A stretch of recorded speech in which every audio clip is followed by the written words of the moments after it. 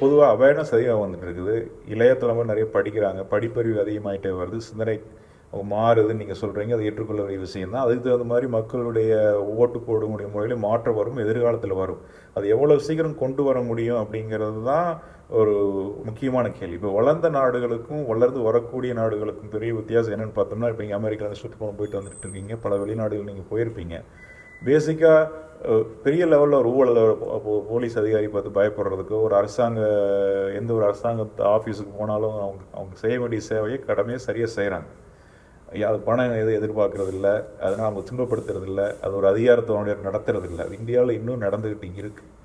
அந்த மாற்றம் வருவதற்கு என்ன செய்யணும்? பொதுவாக இப்போ அரசியல்வாதியாக இருந்தாலும் சரி, தனி மனிதனாக இருந்தாலும் சரி, ஒரு அரசாங்க அதிகாரியாக இருந்தாலும் சரி, அவங்களுக்கு ஒரு கடவுள் பக்தியினால் அவங்க நேர்மையாக இருக்குன்னு நினைக்கலாம், இல்லை அவங்க நல்ல மனச்சாட்சி இருக்கிறதுனால நேர்மையாக இருக்குன்னு நினைக்கலாம். இப்போ மனச்சாட்சி இல்லாதவங்க, கடவுள் பக்தி இல்லாதவங்க, நேர்மையாக இருக்க வேண்டிய எந்த அவசியம் இல்லை, இருந்து ஆகணுங்கிற எந்த அத்தியாவசியம் இல்லைன்னு நினைக்கிறவங்க, இன்னும் ஒரு சிலர் நேர்மையாக இருக்கிறது ஒரு முட்டாள்தனம் நினைக்கிறவங்க கூட அந்த நாட்டில் பெருகிட்டு வர்றாங்க. அப்படி இருக்கிறப்போ ஒரே டிட்டரண்ட் என்ன அப்படின்னா, தவறு செய்தால் தண்டனை கிடைக்குங்கிற ஒரு சூழ்நிலை வரணும். அதுக்கு வர்றதுக்கு நம்மளுடைய அரசாங்க ஆன்டி கரப்ஷன் விங், போலீஸ், காவல்துறை, நீதித்துறை சரியாக செயல்படணும். ஒரு வழக்கு பலாயிரம், ஒரு சில வழக்கெல்லாம் 10 வருஷம் 20 வருஷம் இழுத்துக்கிட்டு இருக்குது. இப்போ ஜெயலலிதா ஆட்சிக்கு முன்னாடி வந்த வழக்கு இன்னும் நடந்துகிட்ருக்கு, போயிட்டுருக்கு. அப்படி அப்போ யாருக்குமே ஒரு பயம் இல்லை. அப்போ ஒரு மனச்சாட்சி இல்லாதவங்க, மக்களுக்கு நன்மை செய்யணும், ஒரு ஊழல் செய்து சம்பாதிக்கணும்னு அரசியலுக்கு வந்துட்டவங்க எப்படி அவங்க அந்த ஊழல் செய்வதை நிறுத்துவாங்க அப்படிங்கிறது தான் கேள்வி. இப்போ சிங்கப்பூர் மிகப்பெரிய வளர்ந்த நாடாக இருக்குது. அது இந்தியா இருக்கிறதுக்கு முன்னாடி ஒரு தனி காடு மாதிரி இருந்தது. ஒரு தனிப்பட்ட மனிதனுடைய முயற்சியால் ஒரு லீடர்ஷிப்பாக அப்படியே மாறிடுச்சு அப்படிங்கிறோம். இப்போ அந்த மாற்றத்தை மக்களுக்கு விழிப்புணர்வு ஏற்படுத்துறதுக்கு பயன்படுத்துறதுங்கிறது நல்ல விஷயம். அது பண்ணணும், அது பரப்புரை நடக்கணும். அதே நேரத்தில் கவர்மெண்ட் மிஷினரியில் ஒரு மாற்றம் வரணும். எலெக்ஷன் கமிஷனை நம்ம ஸ்ட்ராங் பண்ணணும், நீதித்துறையில் இன்எஃபிஷியன்சி ரிமூவ் பண்ணணும், போலீஸ் துறையை இண்டிபெண்ட் ஆக்கணும். அப்படிங்கிற முயற்சியில் அரசாங்கம் ஈடுபடுகிறதா? நீங்கள் மெம்பர் ஆஃப் பார்லிமெண்ட்டுக்கு போனீங்கன்னா அதுக்கான முயற்சி எடுக்கணும்னு நீங்கள் முயற்சி செய்ய போகிறீங்களா? அப்படிங்கிற கண்டிப்பாக செஞ்சாகணும், செய்யணும். எல்லா துறையும் ரிஃபார்ம்ஸ், சீர்திருத்தங்கள் கொண்டு வரப்பட வேண்டும். இங்கே எல்லா துறையிலும் இதை செய்யணும்னு சொன்னால் அரசியல் தலையீடு அந்த துறையில் இருக்கக்கூடாது. போலீஸ் ஸ்டேஷனுக்கு ஃபோன் பண்ணுறது, அந்த தண்டனைக்கு வந்தவொடனே ரிலீஸ் பண்ண சொல்கிறது, ஜட்ஜிக்கு ஃபோன் பண்ணுறது, எக்ஸம்ஷன் கேட்குறது, இப்போ வருமான வரித்துறைக்கு ஃபோன் பண்ணுறது, லஞ்சம் கொடுக்கறது, அது ஒரு பக்கம். இன்னொரு பக்கம் அதிகாரிகளும் திருத்தப்பட வேண்டும், திருந்த வேண்டும். பல ஊழல் அதிகாரிகளை கண்டறிந்து வெளியேற்றப்பட வேண்டும். அவங்களுக்கு அந்த தண்டனை கொடுக்கணும். அரசியல்வாதி 5 வருஷம் தான் பதவியில் இருக்கான், ஆனால் பியூரோக்ராட்ஸ் இந்த நாட்டில் 30-40 வருஷம் தொடர்ந்து பணியில் இருக்காங்க. அவர்களுடைய திறமையை பயன்படுத்தி கொள்ள வேண்டும், ஊழல் செய்யாமல் பார்த்து கொள்ள வேண்டும். இதை அரசியல்வாதி செஞ்சாலே போதும். பியூரோக்ராட்ஸ் எல்லாமே தவறு செய்கிறாங்க நான் சொல்லலை, ஆனால் பியூரோக்ரஸியை பல பேர் தவறாக பயன்படுத்தி ஊழல் செய்ய தூண்டுறாங்க. அதை ஸ்டாப் பண்ணணும். அதே மாதிரி பல பியூரோக்ரஸி ஊழலுக்கு அடிமையாகி கெட்டு போயிடுறாங்க. இதுக்கு எல்லாமே சீர்திருத்தம் தேவை. இதெல்லாம் தேவைப்படும் போது தான் படித்தவர்கள் பாராளுமன்றத்துக்கு வர வேண்டும், திறமையானவர்கள் பாராளுமன்றத்திற்கு வர வேண்டும், மக்கள் மன்றத்திற்கு வர வேண்டும். அதுபோல் இருப்பவர்கள் தான் இங்கே கிராமங்களெல்லாம் அறியாமையும் கல்லாமையும் அந்த வறுமையும் நீக்கப்பட வேண்டும். It takes time. இப்போ இந்த மாதிரி மாறுதலெல்லாம் வரணும்னு சொன்னால் நாட்டை ஆளக்கூடியவன் சிறந்த தலைவனாக இருக்க வேண்டும், ஒப்பற்ற தலைவனாக இருக்க வேண்டும், ஊழல்காரங்களுக்கு இடம் கொடுக்காத தலைவனாக இருக்க வேண்டும், தேசபக்தி தெய்வீக பக்தி இருப்பவனாக இருக்க வேண்டும், 140 கோடி மக்களையும் நேசிப்பவனாக இருக்க வேண்டும், உலக நாடுகள் மக்கள் மத்தியிலே இந்தியாவுடைய பெருமையை சொல்பவனாக இருக்க வேண்டும், அவரை எல்லா நாட்டு மக்களும் ஏற்றுக்கொண்டிருக்க வேண்டும் என்று பார்த்தால் அந்த தகுதி படைத்தவர் ஐயா மோடி ஒருவர் மட்டுமே இன்றைக்கு முன்னால் காட்சியளிக்கிறார். ஆக அவருடைய தலைமையிலே மீண்டும் ஆட்சி அமைந்தது. அடுத்த 5-10 ஆண்டுகளிலே நீங்கள் எதிர்பார்க்கின்ற ஒரு நல்ல நேர்மையான சமுதாயத்தை உருவாக்க முடியும் என்ற நம்பிக்கை எங்களுக்கு இருக்கிறது, உங்களுக்கும் இருக்க வேண்டும். மக்கள் இதை எதிர்பார்க்க செய்து முடிப்போம். நீங்கள் இப்போ காவல்துறை சரியாக செயல்படணும், காவல்துறையில் தவறாக செயல்படுறவங்களை நீக்கணும், அதே மாதிரி எந்த துறையில் இருந்தாலும் நீக்கணும், அதற்கான அரசியல் தலைவர்கள் செயல்படணும் அப்படிங்கிறது எல்லாருடைய எதிர்பார்ப்பாக நடக்கிறது இல்லை. இப்போ பார்த்தீங்கன்னா இப்போ சவுக்கு சங்கர் இஷ்யூ இப்போ போயிட்டு இருக்கு. அவருடைய கருத்தில் எல்லா கருத்துலையும் நம்ம ஒத்து போகணும்னு அவசியம் கிடையாது. ஆனால் பல இளைஞர்கள் பல பேர் அவரை ஒரு எப்படி சொல்கிறது, ஒரு ஆக்டிவிஸ்டாக பார்க்குறாங்க பல விஷயங்களில். ஈவன் எல்லாரும் பொதுவாக மதிக்கக்கூடிய பல கருப்பையா அவர்கள் கூட அவருக்கு ஆதரவாக செய்தி போட்டிருக்காரு. இப்போ அவரை கைது பண்ணி ஒடுக்குமுறை பண்ணுற மாதிரி செய்திகள் வந்துக்கிட்டு இருக்குது.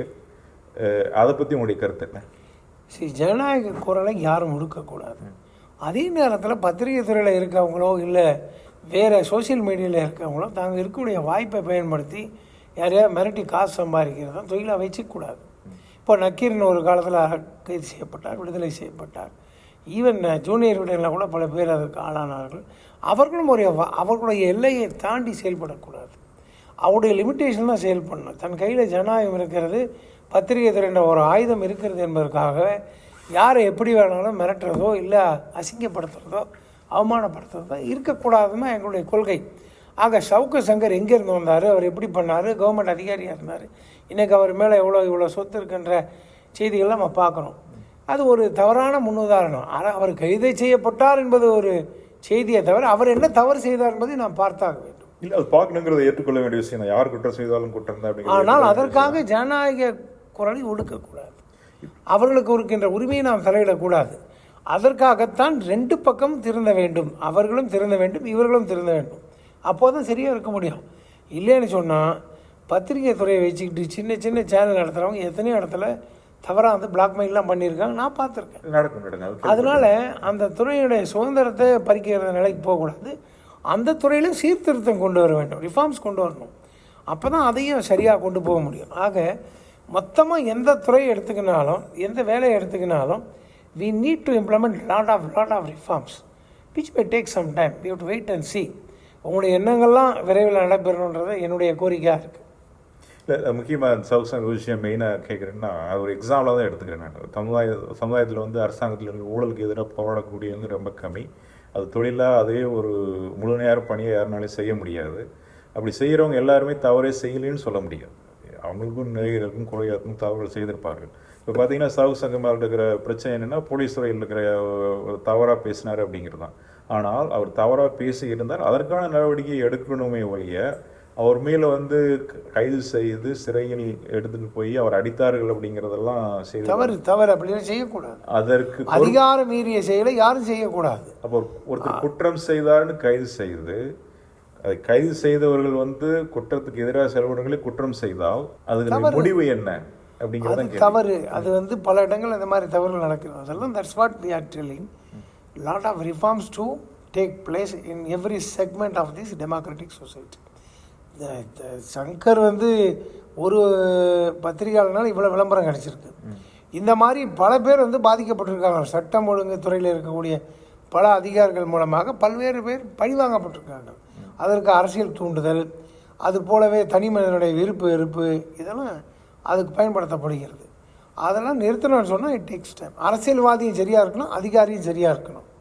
அதை பத்திரிகை துறை இதை எடுத்து காட்ட வேண்டும். மக்கள் மத்தியில் கொண்டு சேர்ப்பதற்கு பத்திரிகை துறை மட்டுமே, மீடியா மட்டுமே, சோசியல் மீடியாவில் மட்டுமே வேகமாக போய் சேர முடியும். இன்றைக்கி ஒரு 100 பேரை நான் பார்க்கணுன்னு சொன்னால் எத்தனை நேரம் செலவு பண்ணுவேன்? இன்றைக்கி ஒரு வாட்ஸ்அப்பில் ஒரு மெசேஜ் போட்டால் within fraction of second it reaches to hundreds of people. இவ்வளோ வலிமையான ஒரு தொழில்நுட்பத்தை வச்சிருக்கின்ற மீடியா இந்தியாவை பொறுத்தவரை, தமிழ்நாட்டை பொறுத்தவரை தன்னுடைய பணியை சரியாக செய்து ஜனநாயகத்தை நிலைநாட்ட வேண்டும், குற்றவாளிகளை தேடி கண்டுபிடிப்பதற்கு உதவியாக இருக்கும். நல்ல கருத்துங்க. அதேமாதிரி இப்போ அரசியல்வாதிகள் அதிலேயே ஃபோக்கஸ் பண்ணோம். இப்போ வந்து இப்போ வந்து 4 தூண்கள்னு சொல்கிறோம் ஜனநாயகத்துறை. 4வது தூண் இருக்கக்கூடிய பத்திரிகையாளர்கள் அவர்களுடைய செயல்பாடுகள் எப்படி இருக்குதுன்னு நினைக்கிறீங்க? ஏன்னா நாங்கள் டிவியில் பார்க்குறப்போ இங்கேருந்து பார்க்குறோம், செய்திகள் பார்க்குறோம், நிறைய பேர் வந்து இன்டர்வியூ பண்ணுறாங்க, கேள்வி கேட்குறாங்க. அந்த கேள்வி கேட்குற பெரும்பாலான செய்தியாளர்கள் வந்து ஒரு பரபரப்பான செய்தியை நோக்கியே ஓடிட்டு இருக்கிற மாதிரி தெரியுது. அந்த கேள்வியை கேட்டு எப்படியாவது அதை டிஆர்பி ரேட்டிங் ஏற்றணும் அப்படிங்கிற மாதிரி கேள்வி கேட்குறாங்களே ஒழிய ஒரு கொள்கை ரீதியாக ஒரு முறையாக ஒரு பாலிசி ரிலேட்டட் கொஸ்டினாக யாரிடம் அந்த மாதிரி ஒரு கேள்வி கேட்டு சரியான கேள்வி கேட்குற மாதிரி எதுவும் எங்களுக்கு தெரியல. யாருமே இல்லைன்னு சொல்ல முடியாது. நல்ல பத்திரிகையாளர்கள் இருக்கிறாங்க. பொதுப்படியாக தமிழ்நாட்டில் அந்தளவுக்கு பெரிய நிறைய இருக்கிற மாதிரி தெரியல. பல சேனல் பல பேருக்கு வாங்கி அதை ஒரு தொழிலாக நடத்தி அதை விளம்பரம் பண்ணி அதை பணம் சம்பாதிக்கிறதுக்கான ஒரு யுக்தியை போயிட்டு இருக்கிற மாதிரி எங்களுக்கு தோணுது, பல பேருக்கு தோணுது. இப்போ என்ன ஆயிடுச்சிங்கன்னா பல பேர் சொல்கிறது என்ன சொல்கிறாங்கன்னா, உண்மை முக்கியம் இல்லை, மக்கள் அவங்களுக்கு எதை மக்கள் நம்பினால் அவர்களுக்கு வாக்கு கிடைக்குமோ இல்லை அவங்களுடைய கொள்கைகளை அவங்களுடைய தேவைகளை நிறைவேற்றுவதற்கு என்ன வழி இருக்குதோ அதை மக்களை நம்ப வைக்கணும். உண்மையை நோக்கி யாரும் போகிற மாதிரி தெரியல.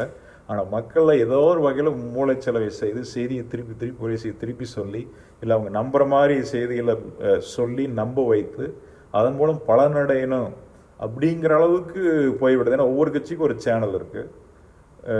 அது ஒவ்வொரு சேனல்லையும் ஒரே நிகழ்வை பல கண்ணோட்டத்தில் முற்றும் முரணாக சொல்கிறாங்க.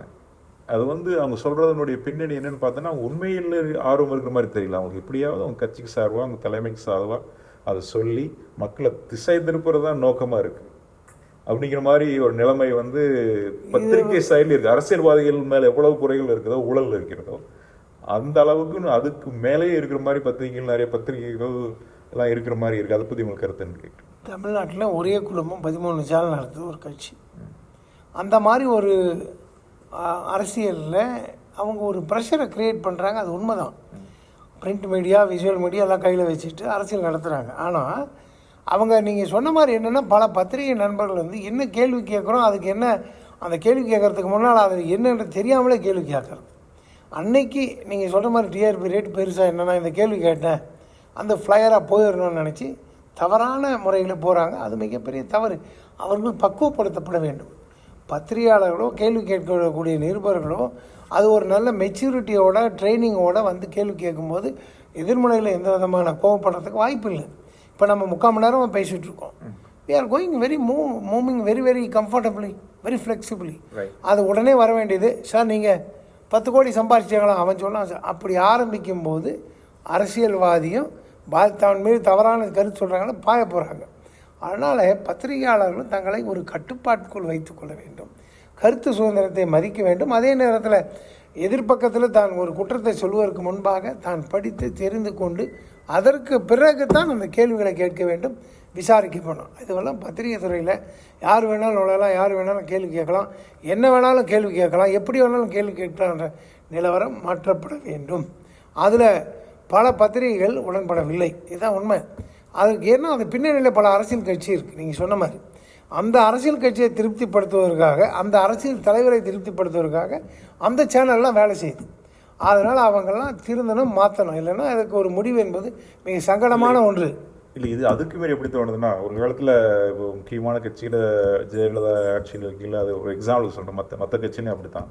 யார் வேணாலும் நிறுத்தலாம், ஜெயலலிதா நிறுத்தினா கழுதை நிறுத்தினாலும் கூட அங்கே ஜெயிக்கும் அப்படிங்கிற சூழ்நிலையில் அவங்களுக்கு அவங்க பேச்சை கேட்குற புத்திசாலியாக இருக்கணும்னு அவசியம் இல்லை, அரசியல் தெரிந்தவராக இருக்க வேண்டிய அவசியம் இல்லை, இன்னும் சொல்லப்போனால் நேர்மையாக இருக்கணும்னு கூட அவசியம் இல்லை. ஆனால் அவங்களுக்கு சாதகமாக இருக்கிற ஒருத்தர் நிறுத்தி அப்போ அரசியலில் ஒரு கட்டுப்பாடாக வைத்து அவங்க கட்சி கட்டுப்பாடாக, ஆட்சி கட்டுப்பாடாக வச்சுக்கிற நோக்கத்தில் செய்தாருங்க. அது எல்லாருக்கும் தெரிந்து கொண்டு அடிமைகளை உருவாக்கி வைத்துக்கொள்ள இல்லை. அதே மாதிரி மீடியாவையும் செய்தியாளர்களை இந்த பத்திரிகைகள் தகுதியானவர்கள் இருக்கிறார்கள். தகுதியானவங்க, சிந்திக்கக்கூடியவங்க, படித்தவங்க, கல்லூரியில் ஜேர்னலிசம் படித்தவங்க இருக்கிறாங்க. அவங்களெல்லாம் செலக்ட் பண்ணுற மாதிரி தெரியல. அவங்களுக்கு தேவை ஏதாவது ஓடி போய் ஒரு பரபரப்பான செய்திகளை சேகரிக்கிறது. அது ஒரு ஊழல். ஒரு பத்திரிகைங்கிற பேரில், ஜேர்னலிசங்கிற பேரில் தேர் டூயிங் இட். அதை சரி பண்ணுறதுக்கு என்ன செய்ய முடியுங்கிறது எனக்கு தெரியல. நீங்கள் எப்படி பார்க்குறீங்க அரசியல்? It is very difficult right now. ஏன்னா இந்த எல்லாமே உள்ளே போந்து அந்த மாதிரி வந்துட்டாங்க. அவர்கள்லாம் நான் தான் சொன்னேன், அங்கேயும் நிறைய ரிஃபார்ம்ஸ் கொண்டு வரணும். இப்போ நீங்கள் நீங்களே கேள்விக்கு பதில் சொல்லிட்டீங்க. படித்தவர்கள், ஜேர்னலிசம் படித்தவங்க, அவங்கெல்லாம் அந்த மாதிரி ஒரு பத்திரிகையாளர்களாக வரும்போது இந்த மாதிரி வாய்ப்புகள்லாம் குறைஞ்சிரும். அரசியலுக்கு பத்திரிகையாளர்களை பயன்படுத்தக்கூடிய அரசியல் கட்சியுடைய தலைவர்கள் நிச்சயமாக மாற வேண்டும். அங்கே தான் நான் சொல்கிறேன், தலைவர்கள் மாறினால் மற்ற எல்லா துறையில் இருக்கிறதெல்லாம் ஓரளவுக்கு எல்லாமே சரியாயிடும். ஆக தவறான தலைவர்களை வச்சுக்கிட்டு அங்கே போலீஸ் துறையில் தலையிடுறது, பத்திரிகை துறையில் தவறான செய்திகளை பரப்புறது, மக்களுக்கு தவறான செய்திகளை சொல்வதற்கு அந்த பத்திரிகை, டிவி என்ற சேனலுடைய ஆயுதத்தை பயன்படுத்தும் மிகப்பெரிய தவறு. ஜனநாயகத்தில் பொறுப்பு இருக்குது, வாய்ப்பு இருக்குன்றதுக்காக இந்த தவறுகள்லாம் செய்யக்கூடாது. இன்னொரு பொதுவான கேள்வி, இப்போ எல்லா அரசியல் கட்சியில் மக்களுக்கு சேவை செய்ய தான் வரேன்னு சொல்கிறாங்க. எல்லா அரசியல் தலைவர் மக்களுக்கு சேவை வரணும், நாட்டை முன்னேற்றணும்னு சொல்கிறாங்க, சீர்திருத்தம் நடக்கணும்னு சொல்கிறாங்க.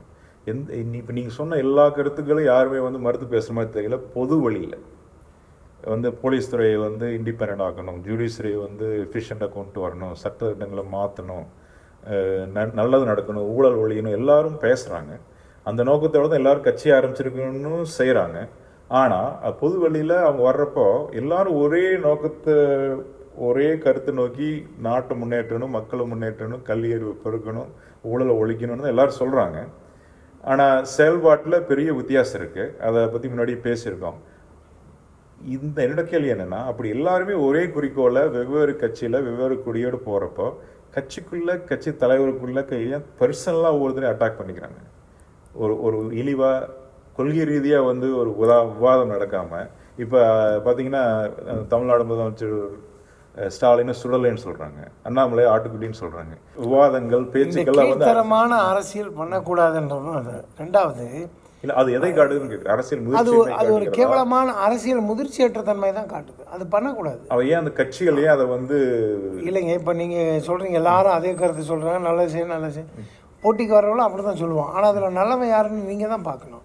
இப்போ 10 ஆண்டு கால சாதனை தலைவர் மோடி செஞ்சுருக்காரு. அவர் மேலே எந்த தவறும் இல்லை. இப்போ அவருக்கு போட்டியாக வரக்கூடிய நாங்களும் செய்கிறோன்னு சொன்னால் மக்கள் விழிப்புணர்வோடு இருக்கணும். யார் இந்த நாட்டுக்கு நல்லது செஞ்சுருக்கான், யாரால் செய்ய முடியும்னு தீர்மானிக்கின்ற அந்த பொறுப்பு மக்கள் கையில் தான் இருக்குது. அதை கொண்டு போய் சேர்த்தக்கூடிய பொறுப்பு பத்திரிகை கையில் தான் இருக்குது. ஆக பத்திரிகை துறை மூலமாக அவர்களுக்கு தெரிவிக்க வேண்டும், சென்றடைய வேண்டும். அவர்களும் புரிந்து கொள்ள வேண்டும். புரிந்துவிட்ட பிறகு நல்லவர்களை தேர்ந்தெடுத்து அரசியல் செய்வதற்கு முன்வர வேண்டும். எல்லாரும் வந்து ஒரு போட்டியில் வரும்போது நான் இதை செய்கிறேன் அதை செய்கிறேன் சொல்ல தான் செய்வாங்க. நீங்கள் அதை எப்படி மாற்ற முடியும்? ஆனால் இது வரைக்கும் நீங்கள் திமுக என்ன சொன்னால் என்ன பண்ணாங்க, அண்ணா திமுக என்ன சொல்லிச்சு என்ன பண்ணிச்சு, மற்ற கட்சிகளை என்ன சொல்லிச்சு என்ன பண்ணிச்சு, அண்ணாமலை என்ன சொல்கிறாரு என்ன பண்ணுவார், இதை பார்க்கணும். அந்த கம்பேரிசனை பார்க்கணும். நீங்கள் எதிர்கட்சிகள் வந்து இவ்வளோ சொல்கிறாங்க இல்லையா மோடி மேலே, அவங்க ஆட்சியில் இருந்த 60 வருஷத்தில் என்ன பண்ணாங்க, 50 வருஷத்தில் என்ன பண்ணாங்க, 10 வருஷமாக ஏன் மக்கள் மோடிக்கு ஓட்டு போடுறாங்க, ஒரு நல்ல தலைமைக்காக ஓட்டு போடுறாங்க. அவரை அப்போ வரும்போது என்ன ஆகுதுன்னா, ஒரு போட்டியில் வரும்போது நல்லவர்களும் கெட்டவர்களும் ஓடினாங்கன்னா நல்லவங்க தான் நம்ம தேர்ந்தெடுக்கணும். நம்ம ஏன் போய் கெட்டவங்களை தேர்ந்தெடுக்கணும்? ஜனநாயகத்தில் அதுக்கு வாய்ப்பே இல்லை. நம்ம ரஷ்யாவை போலவோ இல்லை வேறு நாட்டை போலவோ சைனாவை போலவோ ஒரு தனிநபருக்காக ஒரு தலைவருக்காக மற்றவங்களாம் இங்கே புறக்கணிக்க முடியாது. இது ஜனநாயக நாடு. இல்லை, இந்த கருத்து நீங்கள் முன்னாடி முன் வச்சிட்டீங்க, ஏற்றுக்கொள்ளக்கூடிய கருத்து. இப்போ மெயினாக எதில் ஐ வாண்ட் ஃபோக்கஸ் இஸ், ஏன் வந்து தனிப்பட்ட முறையில் கருத்து ரீதியாக கொள்கை ரீதியாக விவாதம் இல்லாமல் தனிப்பட்ட முறையில் வந்து இந்த மாதிரி ஆட்டுக்குட்டி அப்படின்னு சொல்கிறது, இல்லை சுடலைன்னு சொல்கிறது, இல்லை ஒவ்வொருத்தரும் பட்ட பேர் வச்சு இழிவாக அதுக்குன்னு தனியாக ஒரு சில பேச்சாளர்களை கேட்டிருக்கேன் நான். அடுத்து எதிர்கட்சி தலைவர்களை இவங்க குடும்பத்தையும் கூட இழுத்தும் கூட தாழ்வாகவும் இழிவாகவும் பொது வழியில் இதற்காகவே காசு கொடுத்து பேச்சாளர்கள். ஆமாம் சார், திமுக அண்ணா திமுக பேச்சாளருக்கு மாதம் இவ்வளோ சம்பளம், ஒரு கூட்டத்துக்கு இவ்வளோ சம்பளம், அவன் போய் திட்டுறான். அந்த திட்டுறதுக்காக தான் அவனை வச்சுருக்கான். இது தனிப்பட்ட முறையில் தாக்குதல் என்பது அவங்களே மாற்றிக்கணும். இப்போ அவங்க தராதரம் அவங்களே குறைச்சிக்கிறாங்க தனிப்பட்ட முறையில் திட்டி. அந்த தனி மனிதர் தாக்குதல் அரசியலேருந்து ஒழிக்கப்படணும். அதுக்காக தான் சொல்கிறேன், நல்லவர்கள் ஆட்சிக்கு வர வேண்டும். நல்ல கட்சி ஆட்சிக்கு வந்தால் இதுமான அசிங்கமான காரியங்கள் நடக்கும். நீங்கள் எங்கே போய் சுற்றி வந்தாலும் அதான் ஆன்சர். இது பொதுவான கேள்வி. பிஜேபி இணைந்திருக்கிறீங்க, பிஜேபி நான் வந்து 10 வருஷம் ஆச்சு. ரைட், நீங்கள் போட்டிட்டு இருக்கிறீங்க. இப்போ பிஜேபி மேலே பொதுவாக மற்ற மதத்தில் நண்பர்கள், சிறுபான்மை இயக்கத்தில் இருக்கிறவங்க, பத்திரிகையில் ஒரு பொதுவான ஒரு கிரிட்டிசிசம் என்ன அப்படின்னா, இது வந்து ஹிந்துத்துவ கட்சி, அவங்க வந்து ஒரு இன்செக்யூராக ஃபீல் பண்ணுறாங்க அப்படிங்கிற மாதிரி ஒரு கருத்து நிலவுது. ஒரு சிலருக்கு அந்த பயம் இருக்குதுன்னு எனக்கு தோணுது. அதை சரி பண்ணுற உண்மையாக இது ஒரு மாயை. இது ஒரு மாயை. மோடியுடைய சிறப்பான ஆட்சி கெட்ட பேர் உண்டாக்கணும்னு இதுபோல் மத கலவரங்களை ஏற்படுத்துவதற்கு இப்படி சதி செய்கிறாங்க. ஆனால் மதத்தை வைத்து அரசியல் செய்யக்கூடாது என்பதுதான் எல்லாருடைய கொள்கையும். ஒரு மைனாரிட்டியோடைய ஓட்டுக்காக அவனை திசை திருப்புறது, அவனுக்கு வக்காலத்து வாங்குறது தவறு. என்னைக்கு போய் பிஜேபி முஸ்லீம்களுக்கு எதிரான கட்சின்னு சொல்கிறதே தவறு. எந்த முஸ்லீமாக இந்த நாட்டை விட்டு போக சொல்லியிருக்காங்களா? எந்த முஸ்லீமாக தொழில் செய்யக்கூடாதுன்னு சொல்லியிருக்காங்களா? எந்த முஸ்லீமாக பேங்க் லோன் வாங்கக்கூடாது கொடுக்கக்கூடாதுன்னு சொல்லியிருக்காங்களா? எந்த முஸ்லீமாவது புள்ள பேக்கக்கூடாதுன்னு சொல்லியிருக்காங்களா? எந்த முஸ்லீமாவது வியாபாரம் செய்யக்கூடாதுன்னு சொல்லியிருக்காங்களா? எந்த கிறிஸ்டினாவது நாட்டை விட்டு வெளியே போய் சொல்லியிருக்காங்களா? இல்லை இந்த மோடியோட 10 ஆண்டு காலத்தில் எல்லா விதமான மைனாரிட்டிகளுக்கு எல்லா வாய்ப்புகளும் பறிக்கப்பட்டிருக்கா? இல்லை. ஆனால் மைனாரிட்டி என்ற பெயரிலே அரசியல் செய்வது தவறு. மைனாரிட்டிகளை சாந்தப்படுத்துவதற்காக இங்கே இருக்கக்கூடிய மெஜாரிட்டியினுடைய இந்து சமூகத்தை இழிவுபடுத்துவது தவறு. இந்துக்களுக்கு எதிராக பிரச்சாரம் செய்வது தவறு. அதுபோலவே மைனாரிட்டியில் இருக்கக்கூடிய தீவிரவாதிகளை மட்டுமே பிஜேபி எதிர்க்கிறது, மைனாரிட்டிகளை எதிர்க்கவில்லை. இதுதான் உண்மை. இதை அரசியல் ஆதாயத்துக்காக வாக்கு வங்கிக்காக காங்கிரஸ் திமுக சொல்கிறான். முஸ்லீம் எதிர்க்கிறா, முஸ்லீம் எங்கே எந்த முஸ்லீம் எதிர்த்துருக்காங்க? அப்படி தான் இந்த நாட்டில் சர்ச்சுகளை மூடி இருக்கணுமே, எல்லா கிறிஸ்டியன் பள்ளிக்கூடங்களாக மூடி இருக்கணுமே. இன்னும் சொல்லப்போனால் கிறிஸ்துவத்தோட இன்றைக்கி வடகிழக்கு மாநிலங்களில் பல்வேறு கிறிஸ்து தலைமையில் இருக்கக்கூடிய அரசியல் கட்சிகளோட தான் பிஜேபி உறவு வச்சுருக்கு. முஃப்தி முகமது சயீதோட எதுக்கு காஷ்மீரில் ஆட்சி நடத்தணும்? இங்கே கோவாவில் கிறிஸ்டியன்ஸோட எதுக்கு ஒரு ஆட்சி நடக்குது பிஜேபி இணைப்போட? அப்படி ஒரு தவறான கருத்தை உருவாக்கி அந்த மைனாரிட்டி ஓட்டை அப்படியே அவங்க பக்கம் வச்சுக்கணுன்றதுக்காக தான் மோடி மேடையும் பிஜேபி மேடையும் சொல்லக்கூடிய குற்றச்சாட்டு. இதை நீங்களே புரிஞ்சுக்கோங்க. எந்த மைனாரிட்டியை இந்த நாட்டை விட்டு போக சொன்னோமா? சிஏ சட்டத்தின் மூலமாக யார் பாதிக்கப்பட்டிருக்கா? யாரும் பாதிக்கப்படலையே. வெளிநாடுகளில் இருந்து அண்டை நாடுகளில் இருந்து தீவிரவாதிகள் உள்ளே வந்திருக்கக்கூடாது, வந்தவர்களை அடையாளம் காணப்படும். இது என்ன தப்பு? எல்லா நாட்டிலையும் தான் அவனுக்கு ஒரு நம்பரை கொடுத்து அடையாள கார்டு கொடுத்துருக்கான். அதை கொடுக்குறேன்னு சொன்னால் ஏன் தப்புன்னு சொல்கிறான்? திருட்டுத்தனமாக வெளிநாட்டுக்காரனை வச்சு ஓட்டு வாங்கணும், திருட்டுத்தனமாக மைனாரிட்டி மைண்டை செலவு பண்ணி அவனுடைய ஓட்டை முழுசாக வாங்கணும். இதுதான் இவங்க செய்கிற தவறு. காங்கிரஸும் திமுகவும் அந்த தவறு தான் செய்கிறாங்க. It is appeasement politics for the minorities. அந்த மைனாரிட்டிக்கு யார் ஹெல்ப் பண்ணிகிட்ருக்கான்? இன்றைக்கி ஹஜ்ஜுக்கு போகிறது யார் அதிகமாக பணம் கொடுத்துருக்கான்? இன்றைக்கி முத்தாலக் திட்டத்தை யார் கொண்டு வந்தது? இன்றைக்கி முஸ்லீம்களை இந்த நாட்டிலேருந்து காப்பாற்றுறது யார் சொல்லுங்கள்? எல்லாமே மோடியும் இந்த அரசாங்கமும் பிஜேபியும் தான். யாருக்கு எதிராகவும் நாங்கள் செயல்படவில்லை. தவறான செய்திகளை கொண்டு சேர்க்கின்ற பணியை இவர்கள் நிறுத்தி கொள்ள வேண்டும். வெறும் மைனாரிட்டி ஓட்டை மட்டும் வச்சு அரசியல் பண்ண நினச்சாங்கன்னா அவங்க போனால் இப்போ போய் பாகிஸ்தானில் போய் பார்க்கட்டும் என்ன உரிமை இருக்குன்னு. இந்தியர்கள் அங்கே எப்படி இருக்கான்னு போய் பார்க்கட்டும். வேணா ஸ்டாலின் போய் சைனாவில் பார்க்க சொல்லுங்கள். சைனாவில் எல்லா முஸ்லீம்களையும் ஒரு ப்ராவின்ஸில் அடைச்சி வச்சுட்டான். அவன் அங்கேருந்து வெளியில் வரணும்னா உள்ளூர்லேயே ஒரு விசா கொடுப்பான். அவன் போய் இந்த ஊரில் இந்த இடத்துல தான் தங்க முடியும்னு சொல்கிறான். அவனுடைய பகுதியில் பிள்ளைகளை அதிகமாக பார்த்திங்கன்னா டேக்ஸ் போட்டிருக்கான். அவனுக்கு வளர்ச்சி வேணும்னு சொன்னால் பிள்ளைகளை குறைக்கணும்னு சொல்கிறான். படிப்பு கொடுக்க மாட்டேன்னு சொல்கிறான். அந்த மாதிரி நடக்குதுங்க.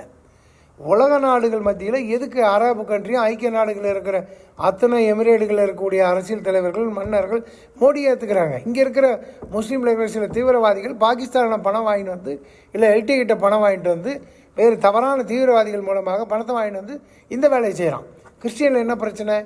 அங்கேருந்து வரக்கூடிய மதராசாகட்டும் அல்லது கிறிஸ்துவத்தினுடைய நிறுவனங்களுக்கு என்ஜிஓ என்ற பெயரிலே தவறாக பணம் பெற்று இந்து மக்களை இந்தியர்களை மதமாற்றம் செய்வது தடுப்பது எப்படி தவறு என்று சொல்ல முடியும்? ஆக அவங்களால என்ன? கல்வி கொடுக்கணும், கல்வி கொடு. நீ ஹாஸ்பிட்டல் நடத்தணும், ஹாஸ்பிட்டல் நடத்து. மதராசா நடத்திக்கோ. நீங்கள் போய் பாருங்கள் மதராசாவில் என்ன சொல்லி கொடுக்குறான்? ஜிகாத், லவ் ஜிகாத், இதான் சொல்லி கொடுத்துட்ருக்கான். ஏன் இந்திய நாட்டில் உட்காந்து இந்தியாவுக்கு எதிராக வேலை செய்கிறீங்க? எந்த நாளாக சேர்த்துக்குவாங்களா? உங்கள் வீட்டிலே ஒரு குடும்பத்தில் 4 பேர் இருந்தால் அந்த குடும்பத்தில் எதுக்கிறவங்க நம்ம வீட்டில் வச்சுக்க முடியுமா? இதை தெரிந்து கொள்ள வேண்டும். பாமர மக்களுக்கு இது புரிய வைக்க வேண்டும். புரிந்து கொண்டிருக்கார்கள், அதைத்தான் ஏற்றுக்கொண்டிருக்கார்கள். திமுகவும் காங்கிரஸும் பல கட்சிகளும் மைனாரிட்டி அரசியலை வைத்து தான் படித்து கொண்டிருக்கிறார்கள். அது இனிமேல் நடக்காது. இப்போ பிபிசியில் ஒரு செய்தி இப்போ வந்ததுங்க. இந்த வள்ளலார் மண்டபத்தில் அங்கே அவங்க திமுக அரசாங்க சார்பாக மண்டபங்கள் ஏதோ கட்டுறதுக்கு ஏற்பாடு நடந்துட்டு இருக்கும் போது மக்கள் எதிர்ப்பு தெரிவித்துட்ருக்குறாங்க. இந்த பெரியார் வழியில் தீகா வழியில் வந்த கட்சி இப்போ ஆன்மீகம் சம்மந்தப்பட்ட இப்போ மிகப்பெரிய பர்சனாலிட்டி வள்ளலார் அங்கே ஒரு மண்டபம் அமைக்க முயற்சி செய்கிறத பற்றி என்ன நினைக்கிறீங்க? அவருக்கு இது ஒரு போலி அரசியல். இது ஒரு போலி அரசியல். ஸ்டாலின் கடவுள் இல்லைன்னு சொல்கிறாரு. துர்கா அம்மா கடவுள் இருக்குன்னு கோயிலாக தட்டு எடுத்து சுற்றிட்டு இருக்காங்க. அவங்க குடும்பத்தை காப்பாற்றுறாங்க, ஸ்டாலினை காப்பாற்றுறாங்க. ஸ்டாலின் ஓட்டுக்காக கடவுள் இல்லைன்னு சொல்கிறாரு. கடவுள் இல்லைன்னு சொல்கிறவங்க, பூணுகளை அறுக்கிறேன்னு சொன்னவங்க, பிராமணத்தை எதுக்குறோன்னு சொல்கிறவங்க, அப்படி ஒரு மத அரசியலை செய்யக்கூடியவங்க எதுக்காக போய் வள்ளலாருக்கு அவங்க கட்டுறத கோயிலை கட்டட்டுமே, எல்லாமே கட்டட்டுமே. மக்கள் எதிர்ப்பு மீறி அவங்களை கைது வர செஞ்சுருக்காங்க. செய்து பிபிசியில் செய்தி வந்தது. அது எதுக்காக செய்கிறாங்கன்னு நீங்கள் நினைக்கிறீங்க? உண்மையிலேயே வள்ளலார் மேலே ஒரு பற்று உண்மையிலேயே அவங்களுக்கு அந்த பற்று இருந்தால் இந்த 3 வருஷத்தில் ஏன் செய்யலை? இதுக்கு முன்னே ஆட்சியில் இருந்தப்போ ஏன் செய்யலை? இப்போ ஏன் திடீர்னு செய்கிறாங்க? இந்துக்களுடைய ஓட்டு இனிமேல் அவர்களுக்கு கிடைக்காது என்ற ஒரு அவநம்பிக்கை வந்துவிட்டது. ஆகையினால் தமிழ்நாட்டில் ஏதாவது பண்ணலாமான்னு இந்த சேகர பாபு, நான் இத்தனாயிரம் கும்பாபிஷேகம் கோயிலை கட்டு யார் வேணான்றாங்க? நாங்கள் வேணான்னு சொல்லியே. நீ கும்பாபிஷேகம் பண்ணுற, இன்னொரு ஆள் கோயிலை இடிக்கணும்னு சொல்கிறான். தீக்கா அவங்க கூட வச்சுட்ருக்கீங்க, அவன் கடவுள் இல்லைன்னு சொல்கிறான். இது எப்படி ஒரு எதிர்மறை கருத்துக்களை வச்சிக்கின்னு அவங்கள ஆட்சியில் வச்சுக்கின்னு மக்களை ஏமாத்துறீங்க? அது தவறு. நியாயமாக ஆன்மீகத்தை போட்டணும், சனாதனத்தை ஏற்றுக்கணும்னு சொன்னால் இந்த மாதிரி காரியங்கள்லாம் செய்யக்கூடாது. கடவுளுக்கு ஏன் எதுக்குறீங்க? கடவுளுக்கு எதுக்கு வேலை செய்கிறீங்க? கடவுள் இல்லைன்னு ஏன் சொல்கிறீங்க? தைரியமாக இருந்தால் ஓட்டு சொல்லுங்கள். இந்துக்களை நாங்கள் எதிர்க்கிறோம், கடவுள் இல்லை என்று சொல்லுங்கள். ஸ்டாலின் வாயால் எல்லா மீட்டிங்லேயும் சொல்லுங்கள் கடவுள் இல்லை. ஆகையால் எங்களுக்கு ஓட்டு போடுறவங்க கடவுள் இல்லைன்னு ஏற்றுக்கிறவங்க மட்டும் ஓட்டு போடுங்க கேட்க முடியுமா? எதுக்காக போகிறாங்க? It's a double game. இரட்டை வேடம். திமுக பல விஷயங்களில் இரட்டை வேடம், எல்லா விஷயங்களும் இரட்டை வேடம். இந்த காரியங்கள் இனிமேல் தமிழ்நாட்டில் நடக்காது. அதே மாதிரி இன்னொரு விஷயம் என்னென்னா, அது ஆப்போசிட் சைடில் பார்த்தோம்னா, இப்போ தமிழ்நாட்டில் ஜக்கி வாசு மேலே பல குற்றச்சாட்டுகள் இருக்குது. இயற்கையில் யானை பாதையில் ஆக்கிரமித்து கொண்டார், அவங்க யானையில் டிஸ்டர்ப் பண்ணுறாரு அப்படின்னு. அதே மாதிரி அங்கே நிறைய மக்களை வந்து அங்கே வேலை செய்கிற ஒரு சிலவங்கள்லாம் மூளை செலவு செய்து அவங்களுக்கு பணிக்கு அமர்த்திட்டு இருக்காரு, இவங்க சம்பளம் எதுவும் கொடுப்பதில்லை, தன்னுடைய அந்த ஈசா மையம் வளர்ச்சிக்காக பயன்படுத்துகிறார், அவர் மகளுக்கு திருமணம் செய்து விட்டார், பல பெண்களை மொட்டை எடுத்து அங்கே வைத்திருக்கிறார் அப்படிங்கிற பல குற்றச்சாட்டுகள் இருக்குது. பல வழக்குகள் வந்து நிலுவையில் இருக்குது. அந்த காட்டு ஃபாரஸ்ட் நிலத்தை ஆவரித்து கொண்டார் அப்படிங்கிறது. அப்படி இருக்கையில் மோடி அங்கே விசிட் பண்ணியிருக்காரு. அப்போ அவருக்கு ஒரு சப்போர்ட் தெரிவிக்கிற மாதிரி தானே இருக்குது. அதை பற்றி உங்களுக்கு கருத்து என்ன? ஆன்மீகத்தை ஏற்றுக்கொண்டவராக யாராக இருந்தாலும் அவனை பார்க்குறது தவறு. ஆனால் அவங்க தவறு செய்திருந்தால் தண்டிக்கப்பட வேண்டும். யாருடைய கவர்மெண்ட் நடக்க தமிழ்நாட்டில்? ஜக்கி வாசு ஃபாரஸ்ட் நிலத்தை எடுத்துட்டா டிஎம்கே சும்மா இருந்துட முடியுமா? ஜக்கி வாசு தவறு செஞ்சுட்டா டிஎம்கே ஏன் நடவடிக்கை எடுக்கலை? இதெல்லாம் அரசியலுக்காக செய்கிற காரியம். அவங்க யார் தவறு செய்திருந்தாலும் நீதிக்கு முன்பு நிறுத்தப்பட வேண்டும் என்பதான கொள்கை. ஆக ஜக்கி வாசு மேலே கேஸ் போட்டிருக்கீங்கன்னு சொல்கிறீங்க, கேஸ் நடக்கட்டும். அவர் வந்து என்ன புதுசாக தான் வந்துட்டார் ஜக்கி வாசு இங்கே இல்லையே, ஈஷா மையத்துக்கு இத்தனை வருஷம் நடத்திட்டு இருக்காரு. அவர் மோடியுடைய நண்பராக மாறிவிட்டார் என்ற ஒரு காரணத்துக்காகவே அரசியல் செய்கிறதா? அவர் தவறு செய்தால் மோடி ஏற்றுக்க மாட்டார். மோடி அங்கே போயிட்டார்ன்றதுக்காகவே ஜக்கி வாசு மேலே பல குறைகளை சொல்கிறது என்பதை ஏற்றுக்கொள்ள முடியும். அதே நேரத்தில் அவர் தவறு செய்திருந்தால் நிச்சயமாக தண்டிக்கப்பட வேண்டும். அதில் தலைவர்லாம் அதில் ஈடுபடவே மாட்டார். இன்றைக்கி பாபா ராம்தேவ் என்ன ஆச்சு? தவறான விளம்பரத்தை வைத்து தவறான பணியை செய்தான்றதுக்காக தண்டிக்கப்பட்டு கொண்டிருக்கிறார். நீ அரசியல்லேருந்து நீ இந்த மாதிரி தவறு செய்யக்கூடாது, உன்னுடைய நிறுவனங்கள் பெரிய விளம்பரம் செய்யணும்னு கோட்டு போட்டிருக்கு. இன்றைக்கி அரசாங்கம் நடவடிக்கை எடுத்திருக்கு. ஜக்கி வாசுதேவ் தவறு செய்திருந்தாலும் சரி, யார் தவறு செய்தாலும் சரி, நீதிக்கு முன்பு சரியாக தண்டிக்கப்பட வேண்டும் என்பதில் பிஜேபிக்கு மாறுபட்ட கருத்தே கிடையாது. ஆனால் அரசியல் காழ்ப்புணர்ச்சி காரணமாகவே அவர் மீது குற்றம் சொல்வதை ஏற்றுக்கொள்ளவும் முடியாது. அது ஏற்றுக்கொள்ளக்கூடிய கருத்து தான். இப்போ பல அரசியல்வாதிகள் நமக்கு தெரியும், திராவிட கட்சியிலும் சரி மற்ற கட்சிகளையும் சரி ஊழல் செய்திருக்காங்க. அந்த வழக்குகள் பல ஆண்டுகள் இழுத்துக்கொண்டே போய் கொண்டிருக்கின்றன. அதுபோல் ஜக்கி வாசு இருக்கிற வழக்குகளும் இழுத்துக்கொண்டே போய் கொண்டிருக்கிறது. அதுக்கு நீதி வருமா, சரியாக முடியுமா என்று நமக்கு தெரியாது. ஆனால் பொது வழியில் வைக்கக்கூடிய குற்றச்சாட்டு என்னென்னா, ஒரு வழக்கு நிலுவையில் இருக்கக்கூடிய ஒருவர் குற்றவாளியாக இருக்கலாம், இல்லாமல் இருக்கலாம். அவருடைய ஆசிரமத்துக்கு செல்வது அவருக்கு ஆதரவு தெரிவிப்பது போலவோ இல்லது அவருக்கு எதிர்த்து போராடக்கூடியவர்களுக்கு வந்து ஒரு பயத்தை ஏற்படுத்துவதற்காக ஒரு பயத்தை பிரதமரே அங்கே போகிறாரு அப்படிங்கிறப்போ ஜக்கி வாசுவை எதிர்த்து வந்து சாட்சி சொல்கிறவங்களுக்கு பயப்படுவாங்க, ஒரு பயத்தை ஏற்படுத்துறதுக்காக அது நடக்குது அப்படிங்கிற மாதிரி குற்றச்சாட்டு. ஜக்கி வாசுதேவ் கோயிலுக்கு பிரைம் மினிஸ்டர் போயிட்டாரு, அங்கே எப்படி திமுக ஜெயிச்சுது சொல்லுங்கள்? திமுக எப்படி ஜெயிச்சிருச்சாங்க? ஜக்கி வாசுதேவ் குற்றம் செஞ்சுருக்காங்க, திமுக ஜெயிச்சதுக்கப்புறம் அவங்க மேலே வேறு கேஸ் போடலாம், நடவடிக்கை எடுத்துருக்கலாம்ல. ஏன் விட்டாங்க? ஏன் எடுக்கலை? அங்கே என்ன அந்த காரணம் இருந்தால் மாநில அரசாங்கத்துக்கிட்ட எல்லா விதமான உரிமையும் பொறுப்பும் இருக்கிறது, அவங்க நடவடிக்கை எடுத்திருக்கலாமே. ஆக ஆன்மீகத்தை எதிர்க்கிறேன் என்ற பார்வையிலே மட்டும் ஜக்கி வாசுதேவை குறை சொல்லக்கூடாது. உண்மையிலே அவர் தவறு செய்தால் தண்டிக்கப்பட வேண்டும், அதில் மாறுபட்ட கருத்தே கிடையாது.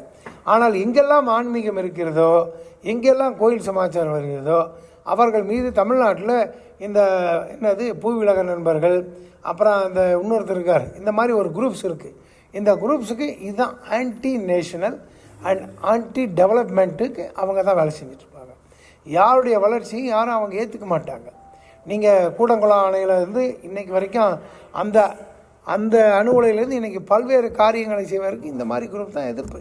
இவங்கெல்லாம் தூண்டி விடுவது திமுக தான், திமுக கூட்டணியில் தான் இவங்கெல்லாம் வேலை செய்கிறாங்க. ஸோ இந்த மாதிரி சின்ன இருக்கக்கூடிய இந்த தீவிரவாத குழுக்களை நாம் அடையாளம் கண்டு ஒதுக்கப்பட வேண்டும். சரி, ஒரு பொதுவான கேள்வி உங்களுக்கு.